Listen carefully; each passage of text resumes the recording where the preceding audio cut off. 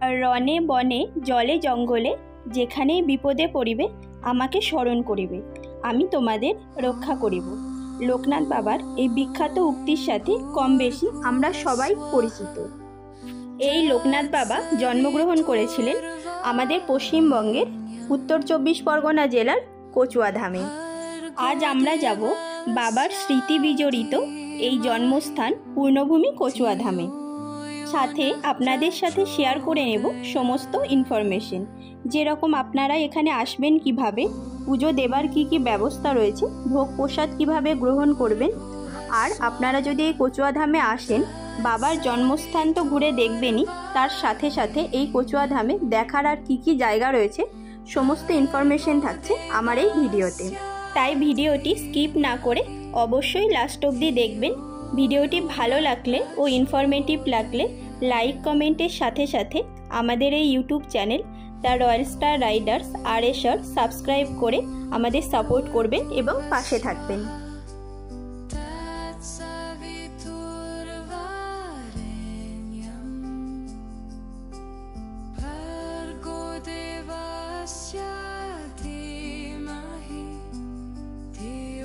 Video শুরুতেই বলি আপনারা এখানে আসবেন কিভাবে। শিয়ালদা বা বারাসাত স্টেশন থেকে হাসনাবাদ লোকাল নিয়ে আমাদের নামতে হবে কাঁকড়া মির্জানগর স্টেশনে। শিয়ালদার থেকে হাসনাবাদ লোকালের সংখ্যা কিন্তু খুবই কম। আপনাদের সুবিধার্থে আমি সকালের দিকে কিছু ট্রেনের টাইম টেবিল ডিসপ্লেতে দিয়ে দিলাম। আর শিয়ালদার থেকে কাঁকড়া মির্জানগর স্টেশনের ভাড়া পড়বে পার পার্সন 30 টাকা। টাইম লাগবে অ্যাপ্রক্সিমেট 1.5 ঘন্টা মতো। আমরা 1.5 ঘন্টা জার্নি করে নেমে গেছি কাঁকড়া মির্জানগর স্টেশনে। শিয়ালদার থেকে ট্রেনটা যে দিক থেকে আসছে, মানে ব্যাকে শিয়ালদার দিকেই প্ল্যাটফর্ম থেকে বেরিয়ে সামনেই পড়বে টোটো স্ট্যান্ড। টোটোতে পার পার্সন 10 টাকা করে ভাড়া পড়বে কচুয়াধাম যাওয়ার জন্য। একদম নির্ভেজাল দূষণমুক্ত গ্রাম্য পরিবেশ। টোটোতে কচুয়াধাম পৌঁছানোর আগেই পড়বে কাঁকড়া দ্বাদশ কালীবাড়ি। আপনারা অবশ্যই এই জায়গাটা একবার ভিজিট করবেন। প্রায় 500 বছরের পুরানো এখানে মা কালীর বিগ্রহ রয়েছে। এই মন্দিরে নিত্য বেশিসে মায়ের পুজো হয়।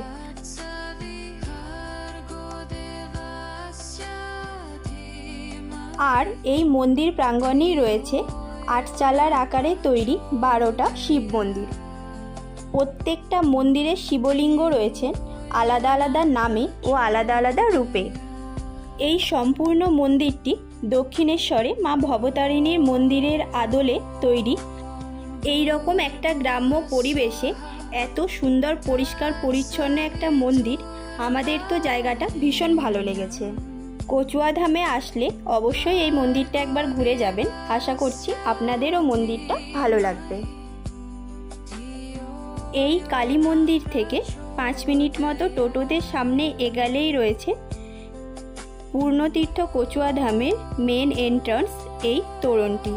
এর নিচে দিয়ে 2 মিনিট মতো হাঁটলে সামনে পড়বে বাবার জন্মস্থান পূর্ণতীর্থ কচুয়াধামের লোকনাথ মন্দির। মন্দিরের মেন গেটে ঠিক উপরেই রয়েছে সিদ্ধিদাতা গণেশের একটা বিগ্রহ।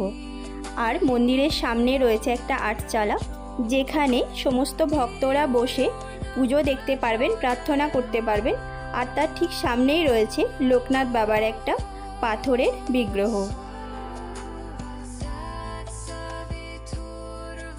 মন্দিরের চারপাশে অনেক পুজো সামগ্রীর দোকান রয়েছে। এখানে পুজোর ডালার দাম শুরু হচ্ছে 51 টাকা থেকে 501 টাকা অবধি পুজোর ডালা পাওয়া যায়। আমরাও একটা 151 টাকার ডালা নিয়ে নিয়েছি। মন্দিরের একদম সামনেই পুরোহিত রয়েছেন, ওখানে নাম গোত্র বলে পুজো দেওয়ার ব্যবস্থা রয়েছে। মন্দিরে পুজো শুরু হবে 11:30টায়। চলুন ততক্ষণ আমরা মন্দির প্রাঙ্গণটা ঘুরে দেখি আর আপনাদেরকেও ঘুরে দেখাই এখানে আসলে আর কি কি দেখার জায়গা রয়েছে।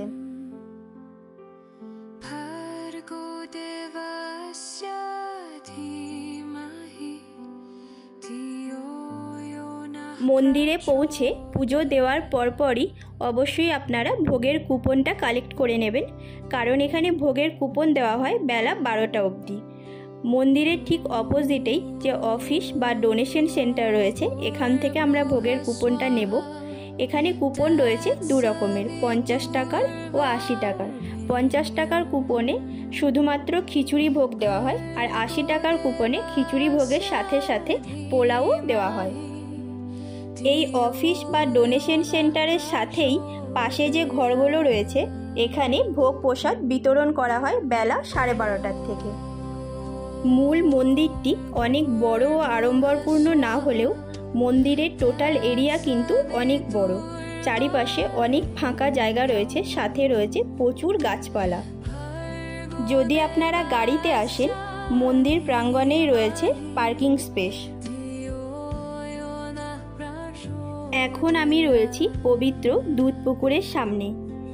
এখানেই লোকনাথ বাবা মাত্র 11 বছর বয়সে সন্ন্যাস গ্রহণ করেছিলেন।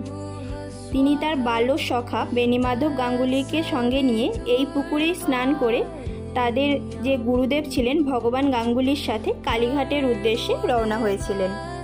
এই পুকুরের জলকে এখনও পবিত্র বলে মনে করা হয়, আর এখান থেকেই জল তুলে পুকুরের ঠিক পাশেই লোকনাথ বাবার আরও একটি মন্দির রয়েছে, সেখানে জল অর্পণ করা হয়। 1730 সালে জন্মাষ্টমীর দিনে 31শে আগস্ট লোকনাথ বাবা জন্মগ্রহণ করেছিলেন। তবে বাবার জন্ম কোথায় হয়েছিল, চাকলা ধামে কি কচুয়া ধামে, এই নিয়ে বিতর্ক এখনও রয়েছে। নিত্যগোপাল সাহা তিনি হাইকোর্টে একটা মামলা করেছিলেন। সেই মামলার রায় অনুসারে বাবার জন্ম কিন্তু এই কচুয়া ধামেই হয়েছিল। প্রত্যেক বছর শ্রাবণ মাসে জন্মাষ্টমী তিথিতে এখানে প্রচুর ভক্তের আগমন হয়। সেই সময় এই মন্দিরে অনেক বড় করে অনুষ্ঠানও হয়। অন্যান্য সব মন্দিরের মতো এখানেও মূল মন্দিরে ধূপ ও মোমবাতি জ্বালানো হয় না। মূল মন্দিরের পাশেই একটা ছোট্ট মন্দির মতো করা রয়েছে, যেখানে ধূপ ও মোমবাতি বা প্রদীপ জ্বালানোর ব্যবস্থা রয়েছে।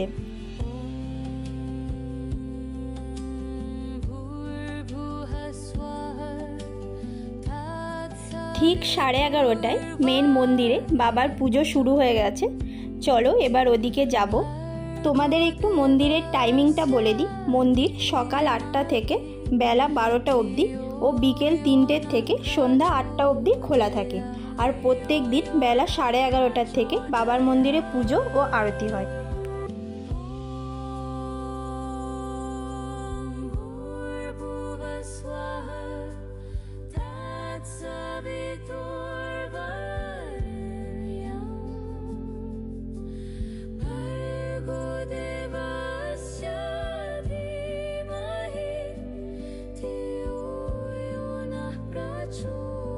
পুজো শেষ হওয়ার ওই 10 মিনিট মতো পরে বেলা 12টার দিকে মন্দির থেকে প্রসাদ দেওয়া হয়। বাবা লোকনাথ ব্রহ্মচারীকে যে প্রসাদ অর্পণ করা হয়, সেই প্রসাদই ভক্তদের মধ্যে বিতরণ করা হয়। এই যে লাইনটা দেখছেন, এটা ওই প্রসাদের লাইন। আর পাশেই রাখা থাকে বাবার চরণামৃত।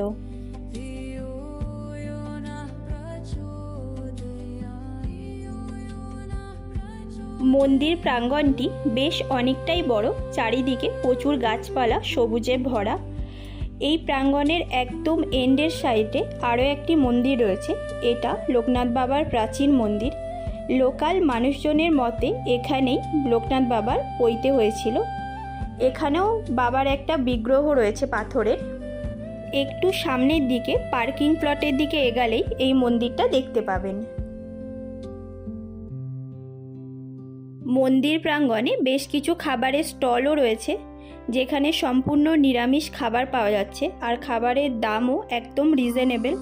এছাড়া পানীয় জল, বিভিন্ন ধরনের কোল্ড ড্রিঙ্কস সব কিছুই এখানে পাওয়া যাচ্ছে।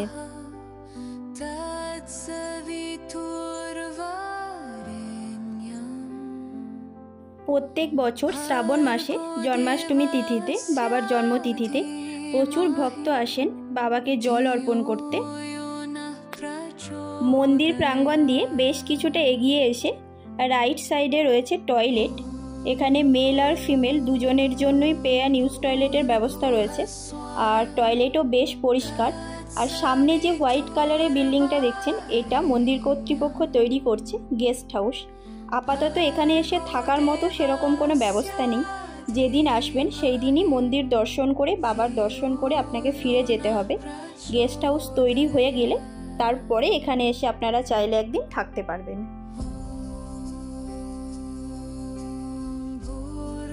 এখন আমরা যাব ভোগ প্রসাদ গ্রহণের জন্য।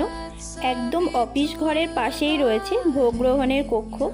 ভোগের যে কুপন আমরা আগে পারচেস করেছিলাম সেটা দেখিয়ে এখানে প্রবেশ করতে হবে। এখানে চেয়ার টেবিল রয়েছে, অলরেডি অনেকে এসে বসেও গেছেন। প্রসাদ তো সবসময়ই খুব টেস্টি হয়, এখানেও তার অন্যথা হয়নি। খাবার ছিল খুবই টেস্টি, আর ওনারা খুব পরিষ্কার পরিচ্ছন্নভাবে সার্ভ করেছেন। প্রসাদে প্রথমেই ছিল খিচুড়ি, আর তারপরে ছিল পোলাও, আলু সয়াবিনের একটা সবজি, পাঁপড়, চাটনি আর পায়েস। আপনারা চাইলে এখান থেকে প্রসাদ পার্সেল করেও নিয়ে যেতে পারেন, সেই ব্যবস্থাও রয়েছে। প্রসাদ গ্রহণের পর প্লেট নিজেদেরই তুলে নিয়ে গিয়ে পাশে থাকা ডাস্টবিনে ফেলতে হবে। মন্দির এখন বন্ধ। বাইরের থেকেই বাবাকে প্রণাম জানিয়ে আমরা যাব পাশাপাশি আরও কিছু দর্শনীয় স্থান দেখতে।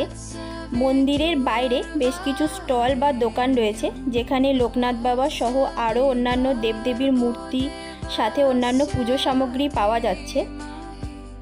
মন্দির থেকে মূল গেটের দিকে একটু এগিয়ে আসলেই ডান দিকে পড়বে ভগবান গাঙ্গুলি তোরণ। এই তোরণের নিচে দিয়ে পুকুরের পাশ দিয়ে একটু এগালেই সামনে রয়েছে ভগবান গাঙ্গুলি, যিনি ছিলেন বাবা লোকনাথ ব্রহ্মচারীর গুরুদেব, ওনার জন্মভিটা।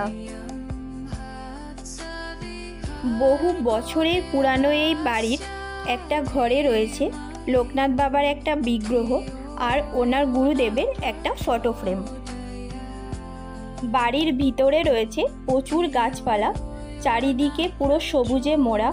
সম্ভবত এই যে ধ্বংসস্তূপের ন্যায় বাড়ির দেওয়ালটা দেখা যাচ্ছে, এখানেই লোকনাথ বাবার গুরুদেব বাস করতেন। পরে এই বাড়িটা নির্মাণ করা হয়েছে। পুকুরের পাড় ধরে আমরা পূর্ণতীর্থ কচুয়া ধামের মেন যে এন্ট্রি গেট সেটার বাইরে আসি। মেন এন্ট্রি গেটের ঠিক অপোজিটেই রয়েছে বেণীমাধব বন্দ্যোপাধ্যায় তোরণ, যিনি ছিলেন লোকনাথ বাবার বাল্য সখা। তিনিও মাত্র 11 বছর বয়সেই বাবার সাথে সন্ন্যাস গ্রহণ করেছিলেন। আরও একটি মিল রয়েছে লোকনাথ বাবার সাথে এই বেণীমাধব বন্দ্যোপাধ্যায় একই দিনে এই পূর্ণভূমিতে জন্মগ্রহণ করেছিলেন। নির্ভেজাল দূষণমুক্ত সবুজে মোড়া গ্রাম্য প্রকৃতি এখনও এই অঞ্চলে রয়েছে। সাথে হালকা বৃষ্টি যেন এখানকার সৌন্দর্য আরও অনেকটা বাড়িয়ে দিচ্ছে।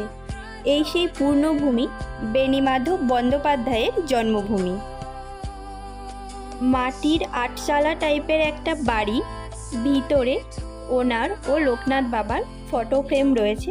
এখন বাড়িটা বাইরের থেকে বন্ধ করা আছে।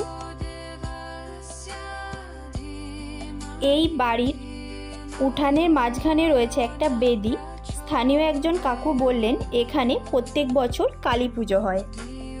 লোকনাথ বাবা 11 বছর বয়সে গৃহত্যাগের পর গিয়েছিলেন কালীঘাটে। কালীঘাট থেকে ওনারা গিয়েছিলেন হিমালয়, সেখান থেকে মক্কা, মক্কার থেকে সাইবেরিয়ার থেকে ফের ওনারা এসেছিলেন হিমালয়ে। সেখান থেকে বাবা ওনার বৃদ্ধ বয়সটা ছিলেন বাংলাদেশের ঢাকায়। ভক্তরা মনে করেন এই সমস্ত স্থানে বাবার সাথে উনিও ছিলেন। আশা করছি আপনাদের সমস্ত ইনফরমেশন প্রোভাইড করতে পেরেছি। তাও কোনো জিজ্ঞাসা থাকলে অবশ্যই কমেন্টে জানাবেন। ভিডিওটি ভালো লাগলে ও ইনফরমেটিভ লাগলে লাইকের সাথে সাথে আমাদের YouTube channel Royal Star Riders RSR subscribe করে আমাদের সাপোর্ট করবেন ও পাশে থাকবেন। Thank you for watching.